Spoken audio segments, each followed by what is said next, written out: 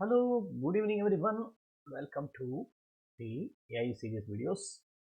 And today I'm going to discuss you about one of the AI tools that I have recently designed. This is not something like making an article out of it, but it is generally useful for a teacher. You know, on a Sunday night when we think about tomorrow what we are going to teach, the first thing that comes to us is that lesson planning. Okay, so this is not to write a lesson or lesson planning. But while we write a lesson plan, the first thing that again comes to us is that um, what activity am I going to do? Am I going to do an exit ticket? Am I going to do something like a think, pair, share? Or I'm going to think of doing a demonstration in the class? What is it I'm going to do? And I may think about something, but what are the available apparatus? With the available apparatus, will it become effective? How do I going to do? How am I going to do it? See, we all as teachers, we are very good in our teaching skills. We know about the subject very well. But unfortunately, when it comes to activity, we need to keep on pondering our things on the head and think about what to do, right? But towards it, so I thought, why not let the hard work being done by the AI tool, let it think and give us something like 5 to 6 different possibilities, and we will think of which one to explore. So this is what I thought of, and a tool I had designed based on this by writing appropriate prompts. And in addition to this, okay, I also needed something like when I start a concept, I need to tell the students some sort of story. Okay, what should the story be? I cannot say some movie story here, right? I need to say something about the discovery or maybe the concept discovery, how this was been discovered. Okay, what made the scientists to discover this one? So something related to it should be there. And unfortunately, many of our textbooks do not give it. And we need to keep on searching for it. What is the history behind it? So what I have done is I have designed a tool which not only gives me the activity, but also gives me, okay, so why was this discovery done? And what prompted him to do it? And if there are any disasters, any specific thing that needs to be mentioned, okay, then the tool also gives that information. Okay, now let us begin with this. So as you know, I have three websites. The first website is ratankar.com, which was my homepage, and that will continue to exist. And I have not discarded this. That was purely only to physics. The second one was IB Physics with Raw, which is useful for the IB students because that is a curriculum that I am teaching. And whenever I need to put some homework or something like this, I input all those there. The videos relevant to it, okay, is being put into a YouTube channel. They can look into it. And the third one is about my passion. After this ChatGPT and other tools came across, so my interest was to do something like code, and so I can create the content material automatically. Okay, I do not completely depend on it, but I design it and I use it for my own purposes, and maybe for teachers' purpose also it could be useful. That's what I thought. And this is one such tool, and this one such website wherein I use it for various other activities. One is it could be used for classroom.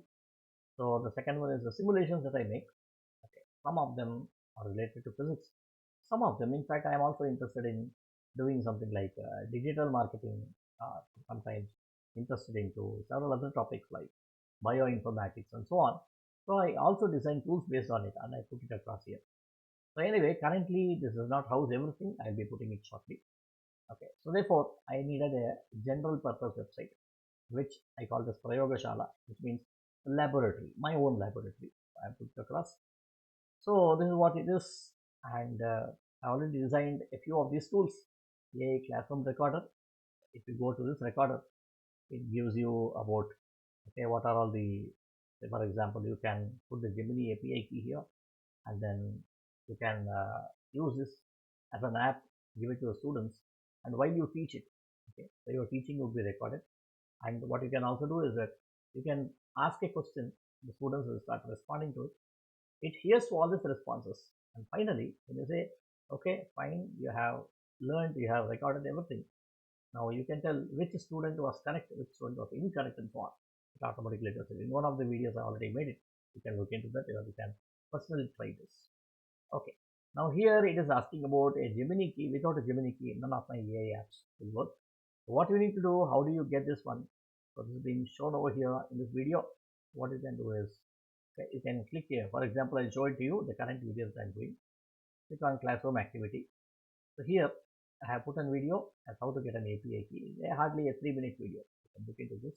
Click on this. It will show you the various steps of how to do it. And you can take the API key, which is completely free. Okay, I do not charge anything, nor you do not need not to spend anything. Okay, and then we'll continue with this. Now what I need is I need an API key here. Okay, here is my API key. API key is here. Go back to this. I'll copy this here. Come back. Click here. Type it. Okay, and once I get this one here, now I need to give the concept name. What is the concept name? I given several concept names earlier. It's been seen in the cache one. I will use some other concept. What am I teaching currently? I'm teaching collisions. Collisions 2D. Okay, 2-dimensional. I'm teaching this. And then which grade? I'm teaching for 11th grade. And why is this concept important for students to learn? What do I say about it? I can say maybe useful to understand the game of billiards, carrom board. Okay. Fine, I'll stop here. And by the end of the lesson, what is that the student I expect the student to learn? So I expect the student to learn about, let us say, I want the student to learn about the usage of conservation of momentum principle. Physics. And then what do I need? I need them to understand about application. Okay, I'll do one thing. I'll just take only one of them. Then now let us proceed further. Okay, I want this to be followed by all class. Maybe I can have a small discussion. I'll say start coaching. Now wait for a moment. Okay, just be remembering. So it is asking a series of questions. So we need to answer this because the AI tool needs to understand how do we go about it. First one. What prior knowledge of physics concepts, momentum, velocity? So when we go for collision, I think I will be teaching, I would have already taught what I would have thought. I would have thought about kinematics,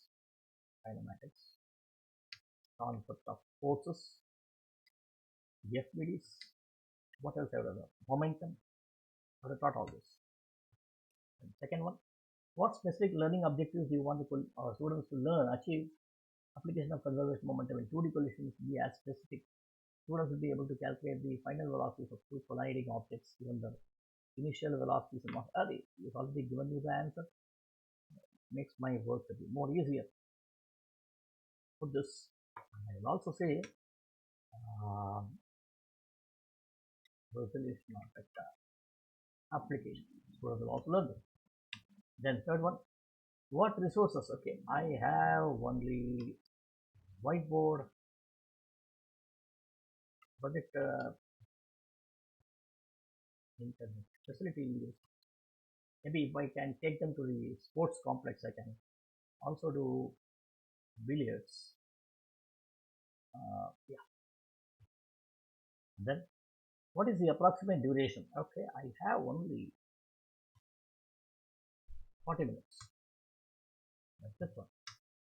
What assessment methods will be used to evaluate student understanding of 2D collisions and conservation of momentum? Okay, usually we go with quiz, then we go with the problem solving. I think that's fine. Okay, spelling is incorrect, but anyway, because it's LLM, it takes care of it. Click on this. Waiting for it. Now it gives you a set of techniques what you can use in the class. Pose a problem related to 2D collisions, pose a series of open-ended questions, reach students to discover the principle of conservation of momentum, guided inquiry, and then use diagrams, animation. I think this would be fine for me. Okay. You can use any one of them. Are there be any interactive simulations? This is good. I will use this. Okay, a lot of simulations are present, so I will use that one. I can use multiple ones, but I will use only one of them. Then generate category. Now we have quiz. Okay, I'm using this one. Now it has still told me about how to use this. Identify a suitable online physics simulations like PHET, guided exploration. You can ask the appropriate questions. You can do the simulation like this. It gives you all this information. Wow, wonderful, right? What I need is this one. Oh, how do you get the collision of? What is the idea of collision? What it has done is, it has given two things for me. First one is, it has given me a story. Okay. And second one, it also gives me about the kind of simulation that I can do. Now, for example, if you go through this, a dimly lit study in 17th century England, a young determined Isaac Newton sits surrounded by papers, quill in hand, a portrait of Galileo hangs on the wall. Galileo Newton says to himself, he showed me the path, the elegance of motion, but this chaotic dance of colliding spheres reduces me still. The cannonballs, the falling apples, they obey rules, but what are the rules? When two bodies meet in theory of angels. See, what it does is, you can either enact this, ask the students to enact this as a play, or maybe you can modify this, okay, and then you can create your own story. Okay, this is what it is useful. Okay, and then what all happens, you can read over this, we can do this. Okay. So as you know, it was really helpful for me, especially when we want to do something interactive. These kinds of storytelling would be very much useful. I hope, okay, this will also be useful for you. Try using this. Okay, could be done for any subject. Okay, not only for physics, you can do it for anything. For example, if you want to try it out now itself, let me go it once again. Classroom activity designer. I will not use it for, I need the API key once again. I will not use it for physics. I will use it for a subject like English. What do I need in English? Concept name. What concept will I use? I will use something like usage of nouns. I do not know much. What concept can I use? I use usage of nouns. I say grade 11. Why is this concept important for students to learn? Why is this concept important? I will say something like nouns form and important part of vocabulary, speaking, and writing skills. So appropriate usage nouns in writing. Same one, start coaching.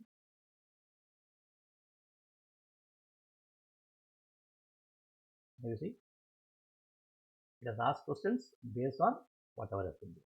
Okay, so therefore this could be used for any kind of activity. It need not be only with respect to. You can write this and you can ready. Okay, so with this, let me stop my video, and left to you. You can comment on my video, get to know after you start working on the tool.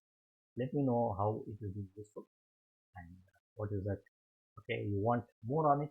In fact, the next tool that I'm doing is on for the researchers. In fact, there are some bugs that I'm looking at, which will be on literature survey. Okay. So it doesn't give you the complete abstract, but instead it gives the topic. It tells you what all has to be looked into. Okay, earlier when I was using, when I was researching, I was using a tool known as Cyrus, SCIRUS.com, but unfortunately that has been removed. Okay, so I want to design a tool very similar to it. Of course, I cannot be designing a tool which is the same one, but very similar to it. I'm planning to do it. But still, I'm writing the code. Take some time, but see you next week about what this can be done. So before you go, do like, share, and subscribe to my channel. It will really appreciate me and help me out to bring out more such tools, okay, for the benefit of teachers and also for the benefit of schools. Thank you. Thank you.